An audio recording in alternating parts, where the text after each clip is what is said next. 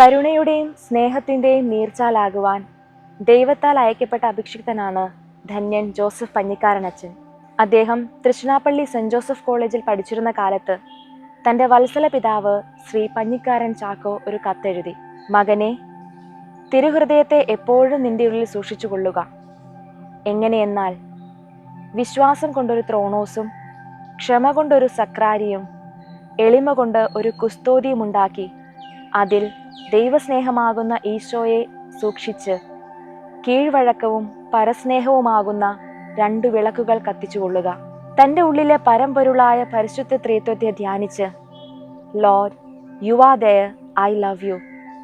ദൈവമേ, അങ്ങ് അവിടെയുണ്ട്, ഞാൻ അങ്ങയെ സ്നേഹിക്കുന്നു എന്ന് നിരന്തരം ഉരുവിട്ടുകൊണ്ട് വിശുദ്ധമായൊരു ജീവിതം നയിച്ച ഒരു പുണ്യ ആത്മാവാണ് ധന്യൻ പഞ്ഞിക്കാരനച്ചൻ. അച്ഛൻ്റെ സ്പിരിച്വാലിറ്റി എന്നത് എല്ലാത്തിലും ദൈവത്തെ പ്രീതിപ്പെടുത്തണം എന്നതാണ്. അഡ് മജോരം ദെയി ഗ്ലോറിയം, എല്ലാം ദൈവമഹത്വത്തിനായി എന്ന വാക്കുകൾ നിന്റെ അധരത്തിലും പ്രവൃത്തിയിലും വാക്കിലും ഉണ്ടായിരിക്കട്ടെ എന്ന പിതാവിൻ്റെ ഉപദേശം MS മക്കൾക്കും അച്ഛൻ കൈമാറി. അവിടുത്തെ ഹിതം നിറവേറ്റുക എന്നതാണ് എൻ്റെ ഭക്ഷണം എന്ന് പഠിപ്പിച്ച യേശുവിൻ്റെ ജീവിത സാരാംശം സ്വന്തമാക്കിയ പഞ്ഞിക്കാരനച്ചൻ സുവിശേഷവൽക്കരണത്തിലും അതീവ ഉത്സാഹിയായിരുന്നു. എനിക്ക് ദാഹിക്കുന്നു എന്ന ക്രൂശിതന്റെ വാക്കുകൾ അദ്ദേഹത്തിന്റെ ആത്മാവിനെ അസ്വസ്ഥമാക്കി. ഈ ചെറിയവരിൽ ഒരുവന് ചെയ്തു കൊടുത്തപ്പോൾ എനിക്ക് തന്നെയാണ് ചെയ്തു തന്നത് എന്ന വചനത്തിൽ ദൈവത്തെ കണ്ടുമുട്ടിയ അദ്ദേഹം പാവപ്പെട്ടവരിലും പീഡ അനുഭവിക്കുന്നവരിലും ഈശോയെ കണ്ടെത്തി. സ്വന്തം പ്ലാനുകളും പദ്ധതികളും തകിടം മറിയപ്പെട്ട സാഹചര്യങ്ങളിലും ഭാവി ഇരുളടഞ്ഞതായി തോന്നിയ നിമിഷങ്ങളിലും ദിവ്യകാരുണ്യ ഈശോയ്ക്ക് മുൻപിൽ മുട്ടുകുത്തി നിന്നുകൊണ്ട് ദൈവ തിരുമനസ് നിറവേറട്ടെ എന്ന ദിവ്യമന്ത്രം അച്ഛൻ ഉരുവിട്ടു. ദൈവിക പദ്ധതികൾ നിറവേറുന്നതിനായി ദൈവത്തിന്റെ കരങ്ങളിലെ വഴക്കമുള്ള ഉപകരണമായി അച്ഛൻ മാറി. പ്രതീക്ഷയുടെ വാതിലുകൾ കൊട്ടിയടയപ്പെട്ടപ്പോഴും അച്ഛൻ ദൈവപരിപാലനയിൽ ആശ്രയിച്ചു. ഇനി മുൻപോട്ട് എങ്ങനെ എന്ന ചോദ്യങ്ങൾക്ക് മുമ്പിൽ പകച്ചു നിന്നപ്പോഴും അച്ഛൻ പറയുമായിരുന്നു, മക്കളെ, ദൈവം പരിപാലിക്കും, അവന്റെ കൈ ചെറുതല്ല എന്ന്.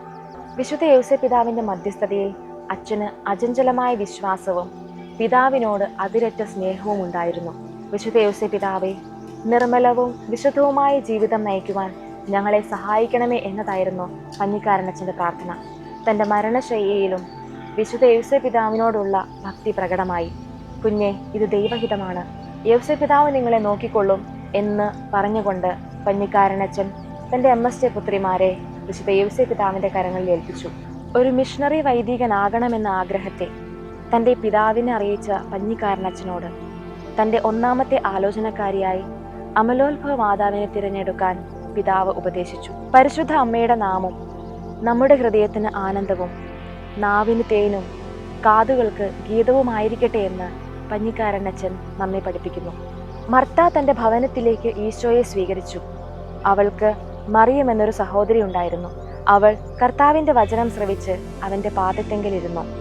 മർത്തായാകട്ടെ പലവിധ ശുശ്രൂഷയിൽ വ്യഗ്രചിത്തയായിരുന്നു.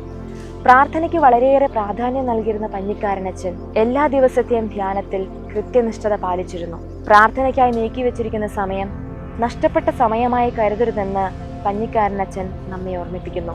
പൂർണ്ണ മനസ്സോടും പൂർണ്ണ ആത്മാവോടും പൂർണ്ണ ശക്തിയോടും കൂടി ദൈവത്തെ സ്നേഹിക്കണം. അങ്ങനെയെങ്കിൽ തിരക്കേറിയതും സംഘർഷപൂരിതമായ നമ്മുടെ ജീവിതത്തിലേക്ക് കടന്നു വരുന്ന ഈശോയെ സ്നേഹിക്കുകയും അവന് നിസ്വാർത്ഥമായ സേവനം കാഴ്ചവെക്കുവാനും നമുക്ക് സാധിക്കും. പഞ്ഞിക്കാരനച്ചൻ്റെ ആത്മീയ ജീവിതത്തിൽ നിന്ന് പ്രചോദനം ഉൾക്കൊണ്ടുകൊണ്ട് നമ്മുടെ ഹൃദയത്തിലേക്ക് കടന്നു വരുന്ന ദൈവത്തെ നമുക്ക് പ്രസാദിപ്പിക്കാം. നമ്മുടെ വാക്കുകളിലൂടെയും പ്രവർത്തികളിലൂടെയും ചിന്തകളിലൂടെയും ദൈവത്തെ മഹത്വപ്പെടുത്തുകയും അവിടുത്തെ ഹിതമനുസരിച്ച് ജീവിതം നയിക്കുവാൻ വേണ്ട അനുഗ്രഹത്തിനായി നമുക്ക് പ്രാർത്ഥിക്കാം. ധന്യൻ പഞ്ഞിക്കാരനച്ച, ഞങ്ങൾക്ക് വേണ്ടി അപേക്ഷിക്കണമേ.